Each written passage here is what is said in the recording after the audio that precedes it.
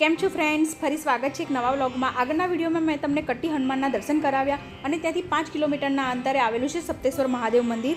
તો આપણે હમણાં પહોંચી ચૂક્યા છે સપ્તેશ્વર મહાદેવ મંદિર અને અહીંયા આપણે ગાડી પાર્ક કરી દીધી છે।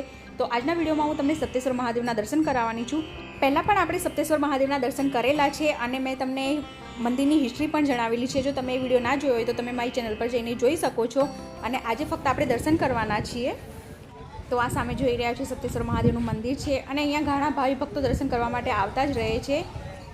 અહીંયા આપણે કરીશું હનુમાન દાદાના દર્શન અને આ સાઈડ છે ગણપતિ દાદાનું મંદિર।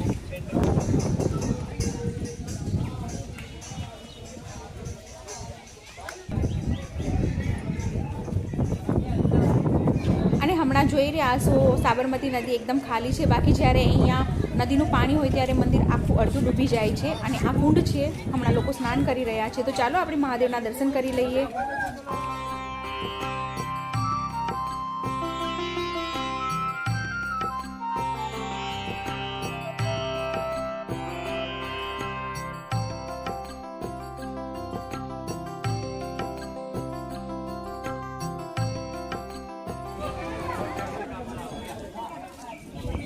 તો ફ્રેન્ડ્સ, આપણે દર્શન કરી લીધા છે અને તમે જોઈ રહ્યા છો ઘણા ભાવિ ભક્તો સપ્તેશ્વર મહાદેવના દર્શન કરવા માટે આવ્યા છે।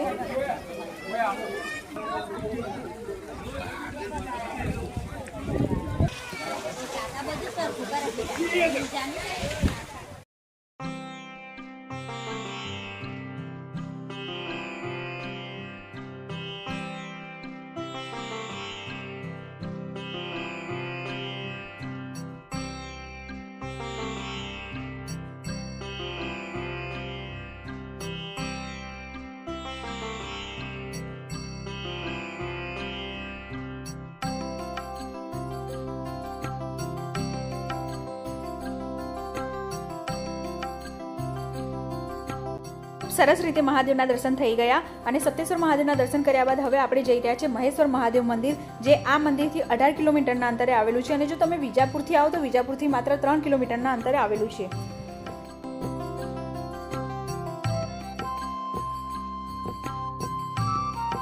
અને તમે રસ્તો જોઈ રહ્યા છો, રસ્તો ખૂબ સરસ છે, બંને બાજુ ખેતર છે ને એકદમ હરિયાળી છે ને વાતાવરણ પણ એકદમ સરસ લાગી રહ્યું છે।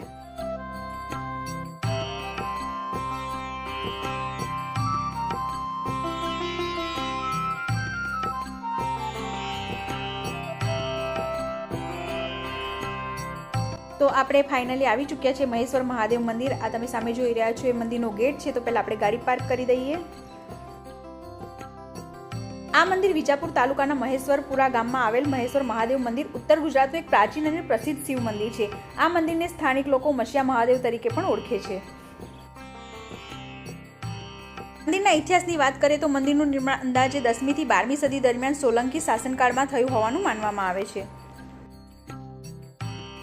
તમે જોઈ રહ્યા છો ફ્રેન્ડ્સ, ઘણું મોટું મંદિર છે અને અહીંયા બેસવા માટે પણ સારી વ્યવસ્થા છે। મંદિરની સ્થાપત્ય શૈલી પંચાયતન પ્રકારની છે, જેમાં મુખ્ય શિવ મંદિરની આસપાસ 4 ઉપમંદિરોની રચના કરવામાં આવી હતી। અને અહીંયા જે શિવલિંગ છે એ સ્વયંભૂ શિવલિંગ અત્યંત પવિત્ર માનવામાં આવે છે અને ભક્તોમાં તેની વિશેષ આસ્થા છે। તમે જોઈ રહ્યા છો મંદિર પરિસરના બહારના દ્રશ્યો છે।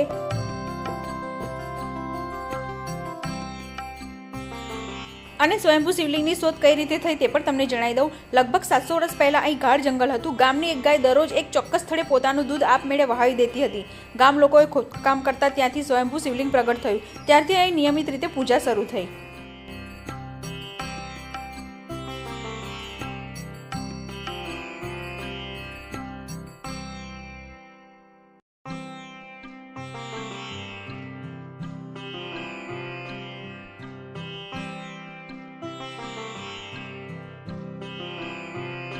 અને અહીંયા તમે આ સામે જોઈ રહ્યા છો પૌરાણિક વાવ છે।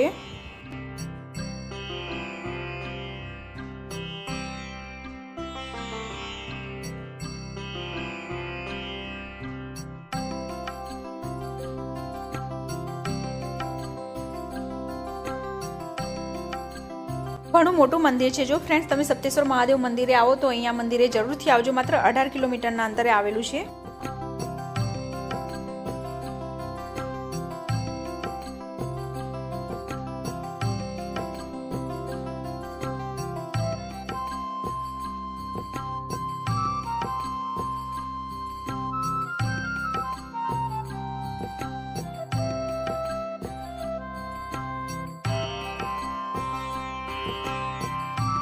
ચાલો હવે તમને એવા સ્વયંભૂ શિવલિંગના દર્શન કરાવું. અહીંયા અંદર સ્વયંભૂ શિવલિંગ છે, તો ચાલો આપણે દર્શન કરીએ. અને જો તમે મારો વિડીયો જોઈ રહ્યા છો તો ઓમ નમઃ શિવાય લખવાનું ભૂલતા નહીં.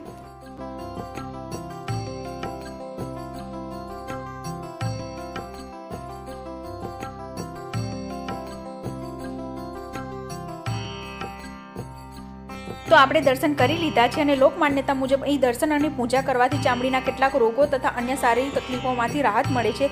દર વર્ષે મહાશિવરાત્રી અને શ્રાવણ માસ દરમિયાન અહીંયા હજારો ભક્તો દર્શન કરવા માટે આવે છે.